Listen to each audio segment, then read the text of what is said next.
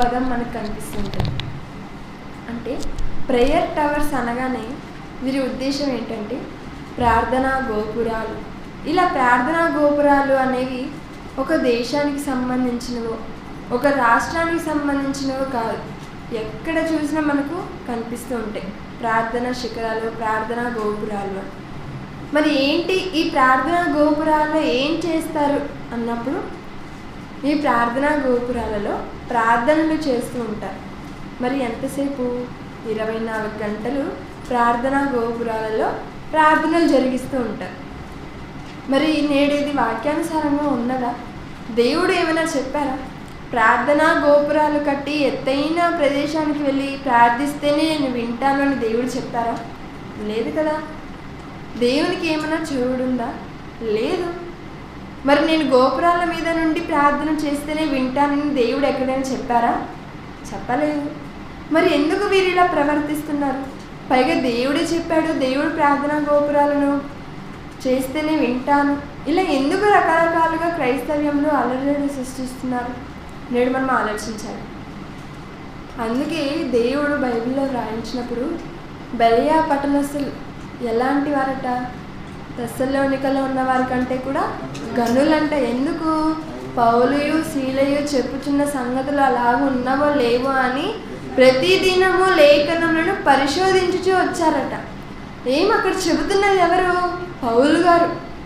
పౌలు గారు అంటే ఎవరు? యేసుక్రీస్తుల వారి లానే జీవించిన వారు. ఇదిగో నేను యేసును పోలి నడుచుకున్న ప్రకారము మీరు నన్ను పోలి నడుచుకొనుడి అన్నారు. మరి అంత గొప్ప దైవ సేవకులు బోధిస్తుంటే బెరయా పట్టణస్థులు ఏం చేశారట? లేఖనాలను పరిశోధించారంట. వారు చెప్తున్నవి లేఖనాలలో ఉన్నవా లేవా. మరి మొదటి శతాబ్దంలోనే సంఘంలోని వారు అలా ఉంటే మరి నేడున్నటువంటి మనం కనీసము వారు చెబుతున్నవి బైబిల్లో ఉందో లేదో కూడా ఆలోచించలేని స్థితిలో మారిపోతున్నారు. అందుకే నేడు మనం ఈ పాఠం ఆలోచించవలసిన పరిస్థితి ఏర్పడింది. అసలు ఇంతకీ ప్రేయర్ టవర్స్ అవసరత ఉన్నదా? ఇక ఏది ఎత్తుకున్న మన క్రైస్తవులు బైబిల్లోనే చూపిస్తారు కదా. ఇంతకీ ఈ ప్రార్థనా గోపురాలు బైబిల్లో మనకు కనబడతాయా? ప్రార్థనా గోపురాలు బైబిల్లో ఉన్నాయా? ఎక్కడ కట్టారు? ఒకవేళ ఉంటే ఎక్కడ కట్టారు? ఎవరు కట్టారు? అసలు ఎందు నిమిత్తము గోపురాలు కట్టారు? ఇవన్నీ కూడా మనం ఆలోచించుకోవాలి. అసలు ముందుగా గోపురాలు ఎక్కడ ఎందుకు కట్టబడ్డాయి? బైబిల్లో మనం చూసినట్లయితే రెండవ రాజుల గ్రంథము 9వ అధ్యాయము 17వ వచనంలో, రెండవ రాజుల గ్రంథము 9వ అధ్యాయము 17వ వచనంలో,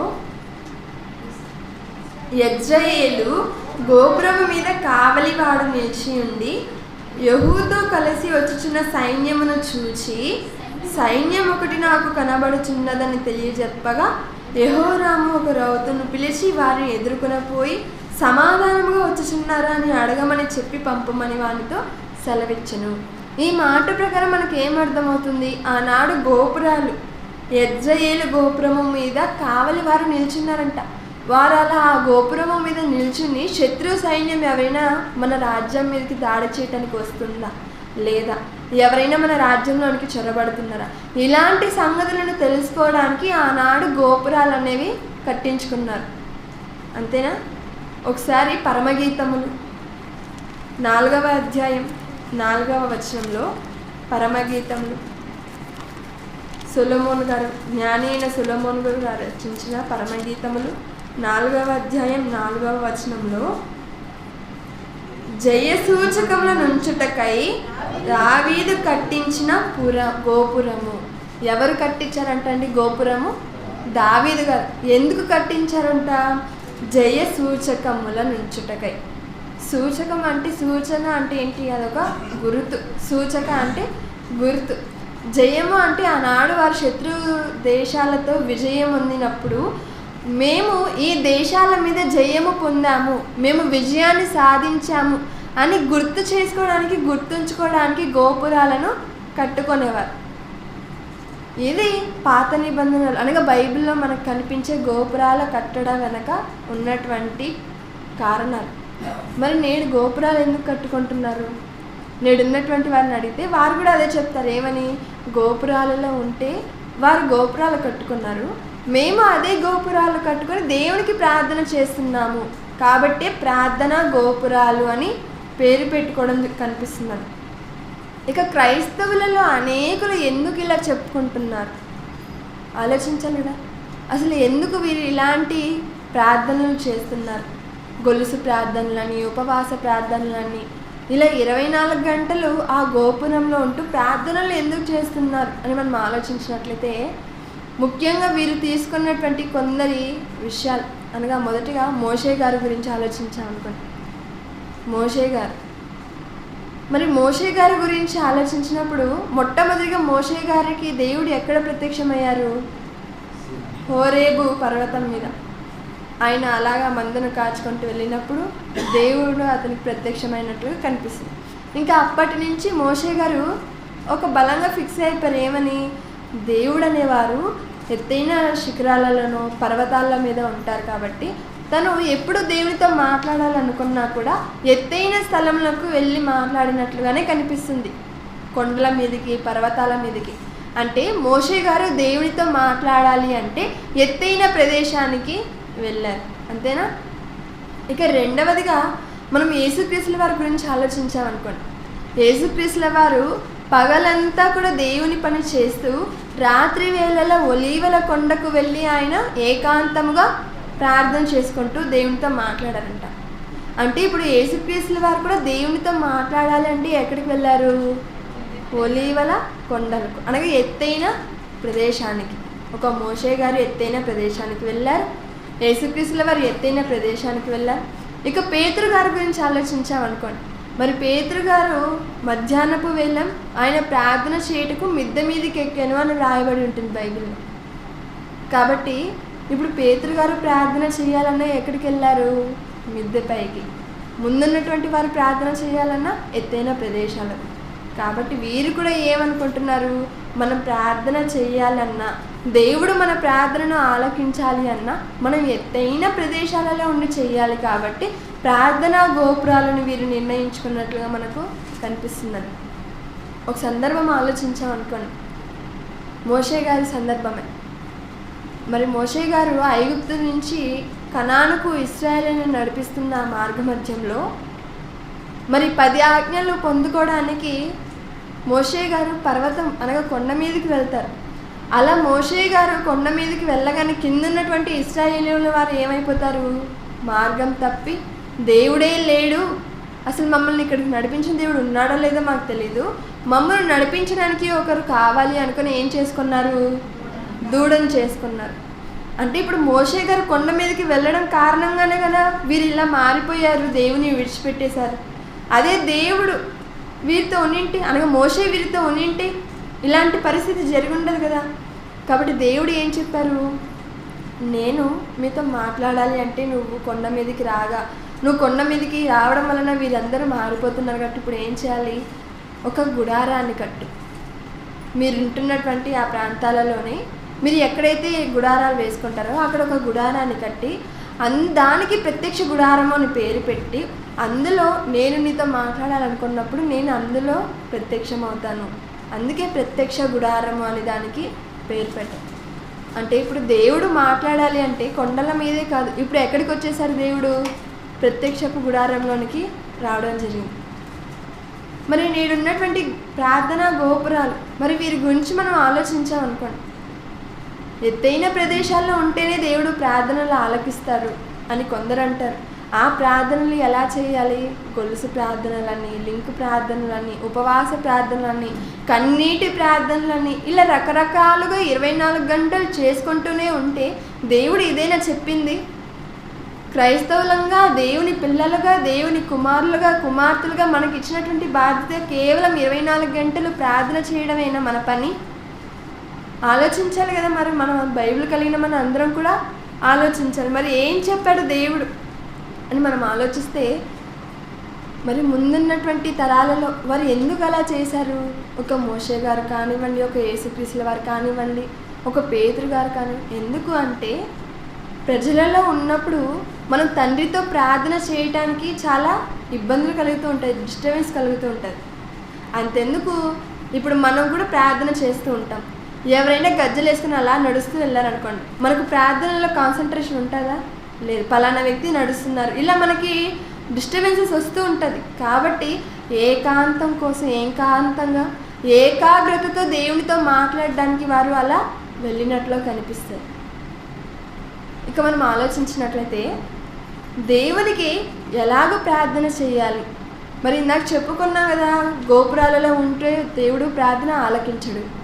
గొలుసు ప్రార్థనలు, ఉపవాస ప్రార్థనలు, కన్నీటి ప్రార్థనలు ఇవి దేవునికి అవసరం లేదు. మరి దేవునికి ఎలాంటి ప్రార్థన చేయాలి, తండ్రికి ఎలాగో ప్రార్థన చేయాలో అని ఒకసారి మత్తయి సువార్త 6వ అధ్యాయము, మత్తయి సువార్త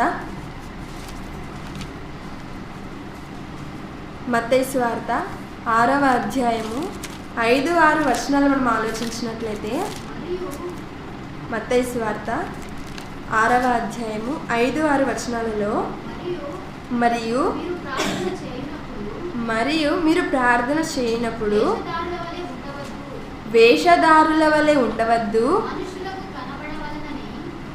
6వ వచనం నుంచి చదువుకుందామండి. నీవు ప్రార్థన చేయనప్పుడు నీ గదిలోనికి వెళ్ళి తలుపు వేసి రహస్యమందున్న నీ తండ్రికి ప్రార్థన చేయము. ఇక్కడ పై మాటలు మనం ఆలోచించామనుకోండి, మనం ప్రార్థన చేసేటప్పుడు వేషధారుల వలె ఉండకూడదట.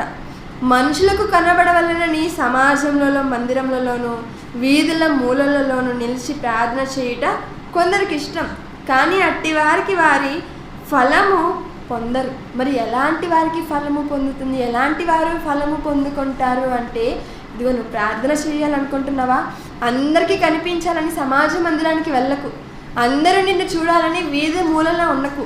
మరి ఎలా చేయాలి, ఎక్కడ ఉండి చేయాలి అంటే, ఇదిగో నీవు నీ గదిలోనికి వెళ్ళి తలుపు వేసి రహస్యమందున్న నీ తండ్రికి ప్రార్థన చేయము.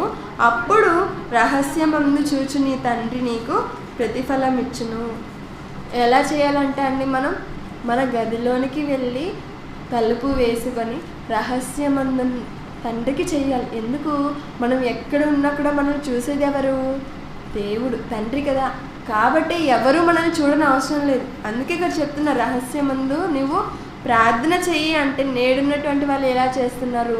పెద్ద పెద్ద గోపురాలు పెట్టి, పెద్ద పెద్ద బాక్సులు పెట్టి ఇదిగో ప్రార్థనలు చేస్తూనే ఉంటారు. మరి ఇది దేవునికి ఇష్టమా? ప్రార్థన గోపురాలు, ఇందులో మనకి ఎన్ని పదాలు కనిపిస్తుంది? 2 పదాలు. ఏంటవి? ప్రార్థన, గోపురాలు. మరి ఇందాక గోపురాలు ఎవరు కట్టారు, ఎందుకు కట్టుకున్నారో మనం ఆలోచించాం. ఇక ప్రార్థన గురించి మనం ఆలోచించామనుకోండి. ఈ ప్రార్థన గురించి మనం ఆలోచించినప్పుడు తెస్సలోనికలకు రాసిన మొదటి పత్రిక ప్రార్థన చెయ్యమనిందా వద్దనిందా? ఒకసారి తెస్సలోనికలకు రాసిన మొదటి పత్రిక 5వ అధ్యాయము 15వ వచనం చివరి మాట మనం చూసినట్లయితే, ఎలా చేయాలంట అండి? ఎడతెగక ప్రార్థన చేయడి.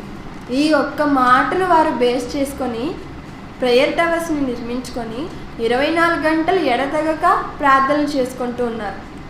కానీ ఇక్కడ మాటకు అర్థం ఏంటి? దేవుడు ఏం చెప్పారు? ఎడతెగక ప్రార్థన చేయండి అన్నారు. ఆనాడు వారు అపోస్తలులు ఏం చేశారు? బాప్తిస్మము పొందిన వారు అపోస్తల కార్యం 2వ అధ్యాయం 42లో, ఇదిగో వీరు అపోస్తలుల బోధ ఎందును, సహవాసమందును, రొట్టె విరుచుట ఎందును, ప్రార్థన చేయుట ఎందును ఎడతెగక ఉండిరి అన్నారు. ఎడతెగక అంటే దాని ఉద్దేశం ఏంటి? ఉదాహరణకు మనం ఆలోచించామనుకోండి, ఇప్పుడు మన ఒంట్లో ఏదో ఒక జబ్బు చేసింది, మనం హాస్పిటల్కి వెళ్ళాం, డాక్టర్ని కలిసాం. ఆయన కొన్ని మందులను ఇచ్చి మీకున్నటువంటి ఈ అనారోగ్యం తగ్గేంత వరకు నిర్విరామంగా ఈ మందుల్ని వాడండి అని ప్రిస్క్రైబ్ చేస్తారు. ఇప్పుడు డాక్టర్ గారు ఏం చెప్పారు మనకి? మనకున్నటువంటి రోగం తగ్గే వరకు మందులు వాడమన్నారు కదా అని ఇంటికి వచ్చి ఏ పని చేయకుండా, టిఫిన్ తినకుండా, పనులు చేయకుండా నీళ్ళ బాటిల్ తీసుకొని మాటలు వేసుకుంటూనే ఉంటామా? అలా చేస్తామా? డాక్టర్ ఏం చెప్పాడు? నిర్విరామంగా తగ్గే వరకు వేసుకోమన్నారు కదా. ఇప్పుడు తగ్గే వరకు ఏ పని చేయకుండా మనం అలానే వేసుకుంటుంటామా? కాదు. మరి దాని ఉద్దేశం ఏంటి? డాక్టర్ గారు చెప్పిన మాటకు ఆయన చెప్పి ఉంటారు, ఈ మాత్ర ఉదయం వేసుకో, ఈ మాత్ర మధ్యాహ్నం వేసుకో, ఈ మాత్ర రాత్రి వేసుకోవాలి. కాబట్టి ప్రతిరోజు ఉదయం వేసుకోమన్నప్పుడు ఉదయం, లేకపోతే మధ్యాహ్నమా, లేకపోతే రాత్రి, ఆయన ఏ పూటకైతే వేసుకోమన్నారో ప్రతిసారి నిర్విరామంగా వాడమని అర్థం. మరి ఒక వైద్య విషయంలో మనకి ఇంత జ్ఞానం ఉంటున్నప్పుడు, నిర్విరామంగా వాడమని చెప్పినా కూడా మనం సమయానికి వేసుకుంటున్నప్పుడు, బైబిల్ దగ్గరకు వచ్చేసరికి ఎడతెగక చేయమన్నారు కదా అని ఎడతెగక చేస్తూనే ఉండడం ఇది కరెక్టేనా? అనగా లోకం గురించి ఆలోచించే అంత ఆలోచన, దేవుని మాటల పైన కూడా ఆలోచన మనకు లేకపోవటం చాలా బాధాకరం కదా. ఇక్కడ ఏం చెప్తున్నారు? ఇదిగో ఎడతెగక మీరు ప్రార్థన చేయండి అన్నారు. ఇక ఎలాంటి వారి ప్రార్థన చేయాలి? ఎలాంటి వారి ప్రార్థన దేవుడు ఆలకిస్తాడు? ఎలాంటి వారి ప్రార్థన దేవుడు ఆలకిస్తాడు? యోహాను సువార్త 9వ అధ్యాయం 31వ వచనం. యోహాను సువార్త 9వ అధ్యాయం 31వ వచనంలో దేవుడు పాపుల మనవి ఆలకింపడని ఎరుగుదుము. ఎవడైనను దేవభక్తుడై ఉండి ఆయన చిత్తము చెప్పున జరిగించిన ఎడల ఆయన వాని మనవి ఆలకించును. అక్కడ ఏమన్నారు? ఎడతెగక ప్రార్థన చేయండి అన్నారు. అలా ప్రార్థన చేస్తే సరిపోదు. ఎలాంటి వారి ప్రార్థన దేవుడు వింటాడట? దైవభక్తి గల వారి ప్రార్థన. దేశభక్తి కాదు, దైవభక్తి అన్నారు. మరి దైవభక్తి అంటే ఎవరు? ఎలా ఉంటే దైవభక్తులు అవుతాము? ఎలాంటి వారిని దైవభక్తుడు అంటాము? ప్రతి ఆదివారం తప్పకుండా గుడికి వచ్చే వారిని దైవభక్తుడు అంటామా? లేక ప్రతి సంవత్సరం క్రిస్మస్కి వచ్చే వారిని దైవభక్తుడు అందామా? లేక ప్రతి న్యూ ఇయర్కి మొదటి తేదీన వాగ్దానం తీసుకోవడానికి వచ్చిన వారిని దైవభక్తుడు అందామా? క్రైస్తవులం కదా, బైబిల్ని కలిగి ఉన్నాం కాబట్టి దైవభక్తులు అందామా? ఎవరిని దైవభక్తులుగా మనం గుర్తించాలి? మరి ఒక పద్యంలో పాఠశాలలో ఉంటుంది, పురుషులందు పుణ్యపురుషులు వేరట, పురుషులలో పుణ్యపురుషులు వేరట. అలానే భక్తులలో కూడా దైవ భక్తులు వేరు. ఇది ఎంత వాస్తవమో ఇక్కడ దేవుడు కూడా అదే చెప్తున్నాడు.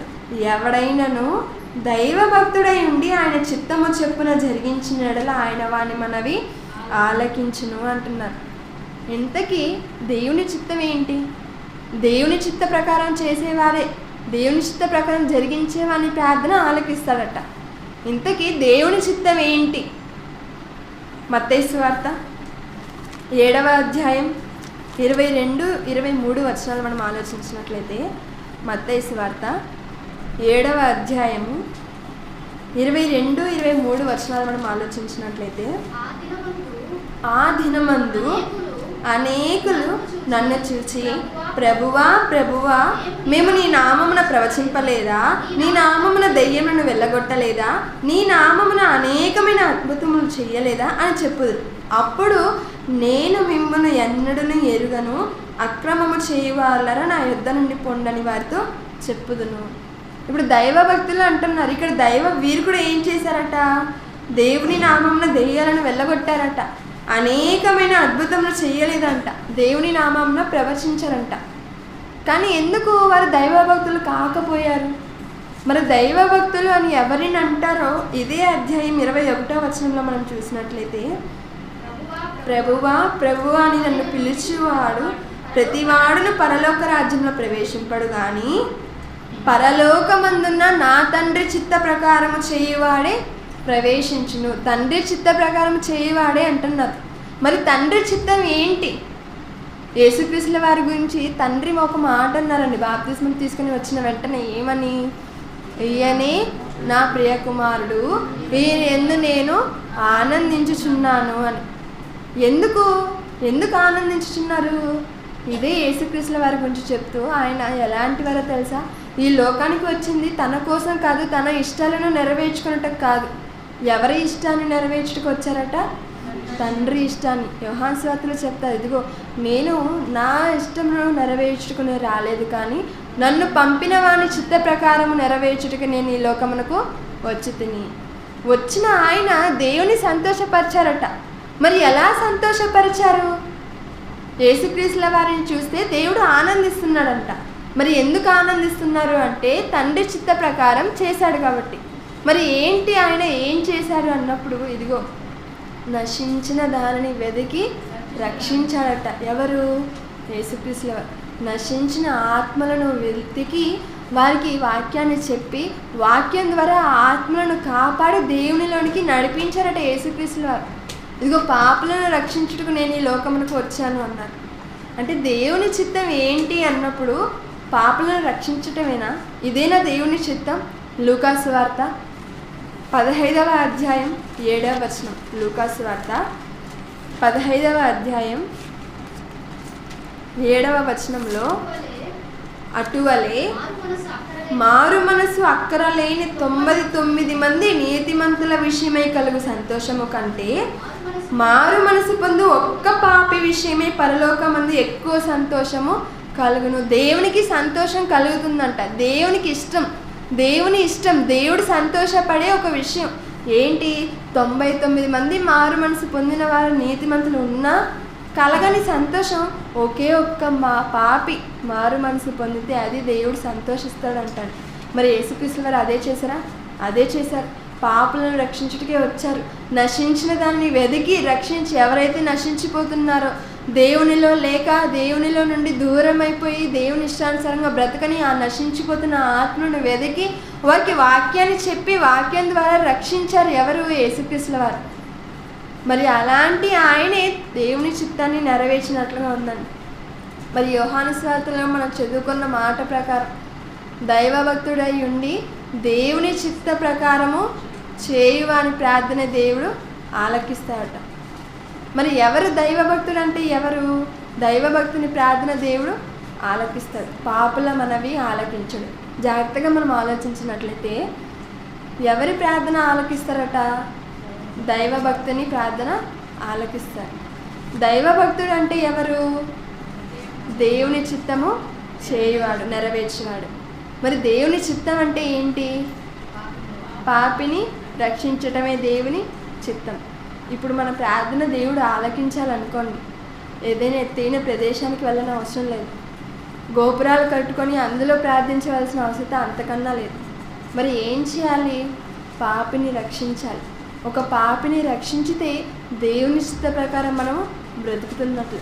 అలా పాపిని రక్షించి మనం ప్రార్థన చేసామనుకోండి, ఖచ్చితంగా మన ప్రార్థన దేవుడు ఆలకిస్తాడు. అంతేనా? మన ప్రార్థన దేవుడు ఆలకించాలంటే పని చేయాలి. పని చేయకుండా ప్రార్థన మనం చేయకూడదు. ఏదైనా ఒక ఆఫీస్లో ఉద్యోగం చేస్తున్నారనుకోండి, ఊరికే పొద్దున టైంకి వెళ్ళిపోయి అక్కడ కూర్చొని ఏ పని చేయక మనం తీసుకొని వెళ్ళిన లంచ్ని తినేసి నిద్రపోయి మరలా తిరిగి ఇంటికి వచ్చేసి ఇలా నెలంతా చేస్తే జీతం ఇస్తారా మనకి? ఎవ్వరు. ఈ లోకంలో ఆఫ్టర్ ఆల్ అంటే డబ్బులు, రంగు కాగితాల కోసం మనం ఇంత శ్రమించి మన కష్టాజీతాన్ని, మన చెమటను ధారపోస్తున్నప్పుడు పరలోక రాజ్యంలో అది నిత్య రాజ్యం కదా, దానికి అంతం లేదు కదా. ఎంతోమంది మన కొరకు ఎదురు చూస్తున్నారు కదా మనతో పాటు వెళ్ళడానికి. ఆ లోకాన్ని కొరకు మనం పొందుకోవాలంటే ఈ లోకంలో మనం పని చేయాలి కదా. పని చేసిన వానికి జీతం ఎలాగనో అలానే దేవుని చిత్త ప్రకారం జరిగించిన వానికి పరలోకం కూడా. మరి దేవుని చిత్తం అంటే ఏంటి? పాపిని రక్షించడమే కదా. మరి నేడున్నటువంటి వీరు ఎందుకు ఇలా చేస్తున్నారు? ప్రేయర్ టవర్స్ పేరుతో అనేక మందిని వారితో పాటు నరకానికి తీసుకువెళ్ళటానికి సిద్ధపడుతున్నారు. మరి ఏంటి, వీళ్ళకి వాక్యం అర్థం కాలేదా? ఆలోచించాలి కదా. ఇలా వీరు తప్పుల మీద తప్పులు చేసి చేసి ఇలా తప్పులు చేసే వారందరికీ కూడా తిప్పలు అనేవి తప్పదు. ఒకసారి బైబిల్ నందు ప్రారంభ కాలంలో ఉన్నటువంటి భక్తుల ప్రార్థన మనం చూసామనుకోండి, దేవుడు అందరి ప్రార్థన విన్నాడా లేక వినలేదా అని కొందరి గురించి మనం ఆలోచించుకొని ముగించుకుందాం. ఇందులో దేవునికి ప్రార్థించగా వినలేదు. ఎవరు చేశారు? దేవుని పిల్లలైన ఇశ్రాయేలీలు దేవునికి ప్రార్థించారు. ఎప్పుడు? ఐగుప్తు దేశం నుండి కనాను దేశానికి నడిపిస్తున్న సమయంలో దేవుడు అమోరీయులతో యుద్ధం చేయమని, అనగా వారు అలా వస్తున్నప్పుడు 40 సంవత్సరాల ప్రయాణం కదా. ఈ 40 సంవత్సరాలలో ఎన్నో యుద్ధాలు జరిగాయి. మరి ఆ యుద్ధ క్రమంలో ఒకానొక సమయమున అమోరీలతో యుద్ధం చేయమని దేవుడు చెప్పగా వీరు ఏం చేస్తారు, ఇశ్రాయేలీలలో కొందరు వెళ్ళి ఫస్ట్ చూసుకొని వస్తారు, వేగుల వారిలాగా వెళ్ళి చూసుకొని వస్తారు. మరి ఏంటి ఆ దేశంలో ఉన్న మనుషులు ఏంటి, వారి సైన్యం ఏంటి, వారి బలగం ఏంటి అని. అలా వారు కొందరు వెళ్ళి వచ్చి చెప్పిన సమాచారం ఏంటో తెలుసా, ఇదిగో వారు చాలా బలిష్ఠులు, వారు చాలా ఆజానుభావులు, వారితో మనం యుద్ధానికి వెళ్తే ఖచ్చితంగా మనం చిత్తైపోతాము, కాబట్టి యుద్ధానికి వద్దు అని దేవుడు వెళ్ళమని చెప్పినా కూడా, మోషే యుద్ధానికి సిద్ధంగా ఉన్నా కూడా ఇశ్రాయేలీలు వెళ్ళరు యుద్ధానికి. దేవునికి చాలా కోపం వస్తుంది. నేను ఒకసారి గుర్తు తెచ్చుకోండి, ఎర్ర సముద్రాన్ని పాయలు చేశాను కదా, ఆరిన నేలను నడిపించాను కదా, అంత మహత్కార్యాన్ని చేసిన నేను వీరితో యుద్ధాన్ని గెలవనివ్వలేనా? కానీ వీరు నా మాటకు విలువ ఇవ్వలేదు కాబట్టి నేను మీతో ఉండను అని దేవుడు వెళ్ళిపోతారు వారి దగ్గర నుంచి. అప్పుడు ఇశ్రాయేలీలందరూ కూడా బాధపడి దేవుడు వద్దని చెప్పిన తర్వాత కూడా యుద్ధానికి వెళ్తారండి. దేవుడు వద్దని చెప్పిన తర్వాత యుద్ధానికి వెళ్ళిన వారి పరిస్థితి ఏంటో తెలుసా, చాలా నష్టం, చాలా ప్రాణ నష్టం, యుద్ధంలో ఓడిపోయారు.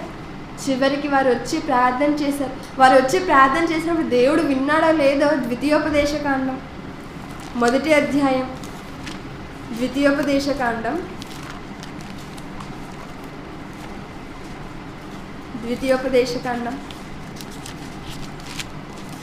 1వ అధ్యాయం 45వ వచనం మనం ఆలోచించినట్లయితే, తరువాత మీరు తిరిగి వచ్చి యెహోవా సన్నిధిని ఏడవగా, ఎవరు ఇదిగో అమోరీయులకు ఎదురుగా బయలుదేరి వచ్చి, వీరు వారిని జయమందుదామని వెళ్ళారు కానీ వీరే హతమైపోయారు. అలాగ వారు తిరిగి వచ్చి యెహోవా సన్నిధిని ఏడవగా, యెహోవా మీ మొరను లక్ష్య పెట్టలేదు, మీ మాట వినలేదు. ఇక్కడ మోషే గారు రెండవసారి ఉపదేశిస్తున్నారు. అప్పుడు చెబుతున్నారు ఏమని, ఇదిగో అమోరీలతో యుద్ధం వద్దు, ఫస్ట్ చేయమన్నప్పుడు చేయలేదు, దేవుడు వెళ్ళిపోయాడు, యుద్ధానికి వెళ్ళొద్దని చెప్పిన తర్వాత కూడా వెళ్ళారు. కాబట్టి చాలామంది చనిపోయిన తర్వాత వారు వచ్చి దేవునికి మొరపెట్టారట. అదే కదా ఉంది, యెహోవా సన్నిధిని ఏడవగా యెహోవా వారి మొరను లక్ష్య పెట్టలేదంట, వారి ప్రార్థన ఆలకించలేదంట, వినలేదంట. అంటే దేవుడు ప్రార్థనను కూడా ఆలకించకుండా ఉంటారండి. చాలా ఖచ్చితమైన వ్యక్తి దేవుడు. దేవుడు చెయ్యమన్నప్పుడు చెయ్యాలి, చెయ్యొద్దన్నప్పుడు చేయకుండా ఉండాలి. వీరు దేవుని మాట వినలేదు, వీరి ప్రార్థన దేవుడు వినలేదు. ఇక రెండవదిగా మోషే గారి గురించి ఆలోచించామనుకోండి. మోషే ఎవరండి? ఈ భూమి మీద ఉన్న మనుషులందరిలో కూడా మిక్కిలి సాత్వికుడు కాదు, మిక్కిలి సాత్వికుడు. మరి అలాంటి ఆయన ప్రార్థన దేవుడు విన్నాడా? వినలేదండి. ఎందుకు? మరి ఒకానొక సమయమున ఆ ఇశ్రాయేలీల వారు దాహానికి నీరు అడిగితే దేవుడు బండతో మాట్లాడమని చెప్తారు. మరి మోషే గారికి ఉన్నటువంటి ఆ టెన్షన్స్ బట్టో, సరిగా వినకపోవడం కారణం బట్టో చివరికి వెళ్ళి ఏం చేశాడు, టకామని బండను కొట్టేశాడు. నీళ్ళైతే వచ్చాయి కానీ ఆయన శాపాన్ని పొందుకున్నాడు. నువ్వు దేనికోసం ఏ దేశానికి వీళ్ళని నడిపిస్తున్నావో ఆ దేశానికి నువ్వు వెళ్ళవు, ఆ దేశంలో నువ్వు ప్రవేశించవు, ఇలా చెప్పేశాడండి. మోషే చాలా ఏడుస్తాడు, చాలా బాధపడతాడు. దీనికేనా నేను అక్కడ ఐగుప్తు సింహాసనాన్ని వదులుకొని వచ్చింది? ఉంటుంది కదా, కనాను దేశాన్ని చూడాలనే ఆశతోనే కదా వీరందరినీ కూడా భరిస్తూ ఇన్ని సంవత్సరాలుగా వీరిని నడిపించాను. చివరికి వీరి వల్ల నాకు ఆ ప్రదేశంలో, ఆ దేశంలో నాకు చోటు లేదా? ఇలా ప్రార్థించగా ఆయన ప్రార్థన విన్నారో లేదో, ఇదే ద్వితీయోపదేశకాండం 3వ అధ్యాయం 25-26 వచనాలలో, నేను అద్దరికి వెళ్ళి యోర్దాను అవతలనున్న ఈ మంచి దేశమును, మంచి మన్యమును, ఆ లెబానోనును చూచినట్లు దయచేయమని నేను యెహోవాను బ్రతిమలాడుకొన్నాడంట అండి. ఎవరు? మోషే. మరి మోషే గారు బ్రతిమలాడుకుంటే దేవుడు విన్నాడా? ఇదిగో దేవుడు మిమ్మును బట్టే, మీరు చేసిన బట్టే, మీ బట్టే నా మీద కోపపడి నా మనవి వినకపోయెను. మోషే అంతటి ఆయన ప్రార్థన దేవుడు వినలేదట. అలాంటిది ఈనాడు ప్రార్థనా గోపురాలు ఉంచుకొని అందులో దేవుని కోసం బ్రతకక, దేవుడు చెప్పినట్లు నడుచుకొనక, దేవుడి చిత్తాన్ని నెరవేర్చక 24 గంటలు ప్రార్థన చేస్తే దేవుడు వింటాడు అనుకుంటున్నారా? ఇక దావీదు గారి గురించి ఆలోచించామనుకోండి. దావీదు అనగానే ఎవరు? దేవుని ఇష్టానుసారుడైన మనుషుడు. ఆయన ఉద్దేశములన్నిటిని కూడా నెరవేర్చాడట. ఎవరు? దావీదు గారు. అంతేకాదండి, ఆయన ఐక్య సామ్రాజ్యాన్ని 40 సంవత్సరాలు పరిపాలించిన మహారాజు. దేవుని ధర్మశాస్త్రము దివారాత్రులు ధ్యానించి దాని ఎడల సంతోషించిన వ్యక్తి. మరి అలాంటి ఆయన మనవి దేవుడు ఆలకించాడా? లేదు. ఎందుకు? ఆయన చేసిన తప్పు. మరి బత్సబాతో ఆయన చేసిన ఆ పొరపాటుకు దేవుడు ఆయన ప్రార్థనను ఆలకించలేదండి. దేవుడు ఆ బత్సబా ద్వారా పుట్టిన ఆ బిడ్డను మొత్తుతాడు. అలా మొత్తం జబ్బు చేయగానే దావీదుగా చాలా బాధపడిపోతాను. నేను చేసిన తప్పుకు ఆ బిడ్డ శిక్ష అనుభవించాలా, దయచేసి ఆ బిడ్డను బ్రతికించుదేవా అని ఉపవాసంతో ఉంటూ కన్నీళ్ళు ఉంచుతూ నేల మీద పడి ఆయనకు ప్రార్థన చేసుకుంటూ ఉన్నాడని. కానీ దేవుడు కనికరించాడా? లేదు. సమూయేలు గ్రంథంలో ఉంటుంది. అంటే గొప్ప గొప్ప వారి ఒక భూమి అంతటిలో మిక్కిలి సాత్వికుడైన మోషే ప్రార్థన ఆలకించలేదు. దేవుని ఉద్దేశాలు అన్నిటినీ నెరవేర్చిన ఒక దావీదు గారి ప్రార్థన దేవుడు ఆలకించలేదు. ఎందుకు? దేవుడు చేయవద్దన్న కార్యములను వారు చేసినందుకు. ఇక ఎవరి ప్రార్థన ఆలకించారు? సొలొమోను గారి గురించి ఆలోచించామనుకోండి. సొలొమోను గారి ప్రార్థన దేవుడు ఆలకించాడంట. ఒకసారి రాజుల మొదటి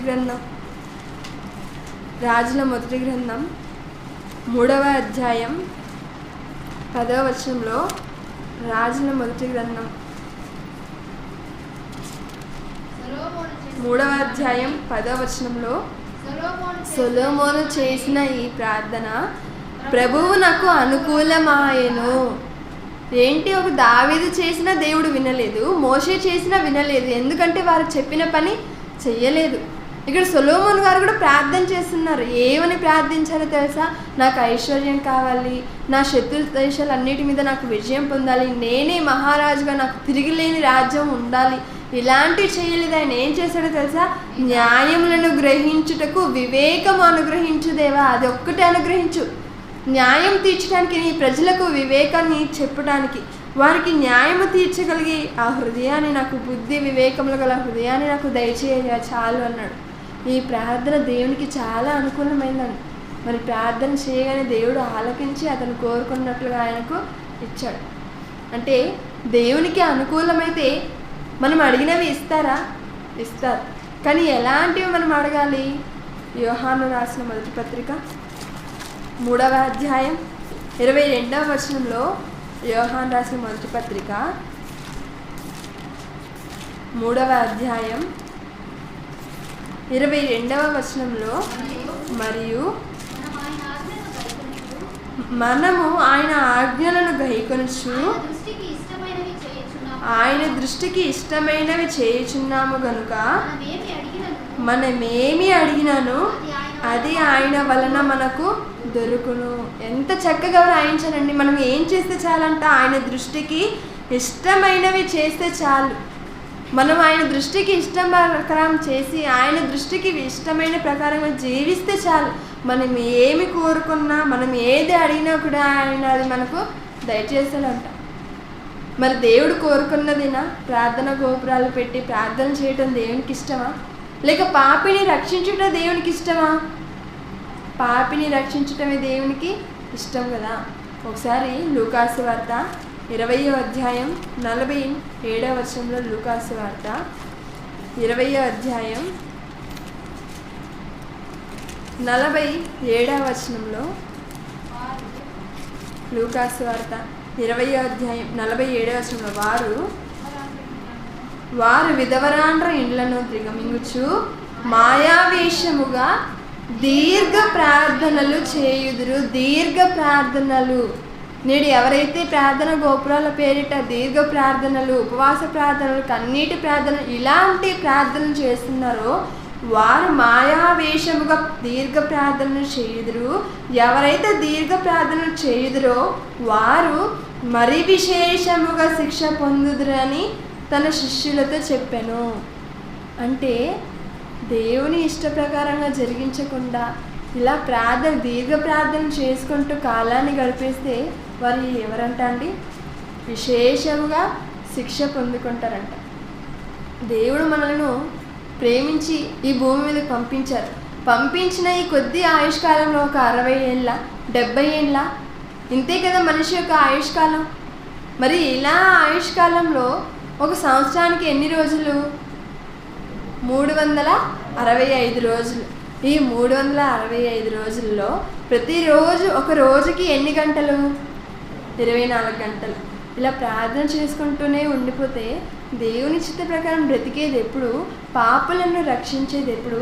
నశించిన వారిని దేవునిలోనికి నడిపించేది ఎప్పుడు? దేవుని ఇష్ట ప్రకారంగా బ్రతికి దేవుడున్న లోకానికి మనం చేరుకునేది ఎప్పుడు? ఇవన్నీ చేయాలంటే ఏం చేయాలి? ప్రార్థన చేస్తే సరిపోదు, పనులు చేయాలి. యేసుక్రీస్తుల వారు కూడా పగలంతా దేవుని పని చేసి రాత్రి ప్రార్థన చేశారు. అంతేకాని ఆయన పనులు చేయకుండా, సువార్త ప్రకటన చేయకుండా, దేవుని గురించి చెప్పకుండా ప్రార్థన చేసుకుంటూనే ఉండిపోయారా? లేదు కదా, పని చేసి ప్రార్థన చేశారు. మనం కూడా దేవుని పని చేసి ఆ పనిలో మనకు సహాయం కావాలి కాబట్టి తండ్రికి ప్రార్థన చేయాలి. అందుకే చెప్పారు, మొదట నా రాజ్యమును నా నీతిని వెతుకు, అప్పుడు నీకేమైతే అవసరం ఉందో, నీకు ఏమైతే కావాలో అవన్నీ కూడా నేను అనుగ్రహిస్తాను అని. చివరిగా ఒక ఇద్దరి ప్రార్థన మనం చూసుకున్నట్లయితే లూకాసు వార్త 18వ అధ్యాయం 10వ వచనం నుండి, లూకాసు వార్త 18వ అధ్యాయం 10వ వచనం నుండి మనం ఇక్కడ చూసినట్లయితే, ప్రార్థన చేయుటకై ఇద్దరు మనుషులు దేవాలయమునకు వెళ్ళిరి. ప్రార్థన చేయటానికి దేవాలయానికి వచ్చారట. వారిలో ఒకడు పరిసేయుడు, ఒకడు సుంకరి. దేవుడు ఎవరి ప్రార్థన ఆలకించారు? సుంకరి ప్రార్థనే ఆలకించాడు.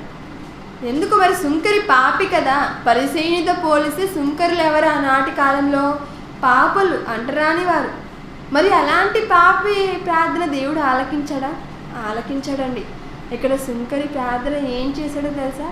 పాపానికి, తాను చేసిన పాపానికి ప్రాయశ్చిత్తపడి, పశ్చాత్తాపడి ప్రార్థన చేసినట్లు కనిపిస్తుంది.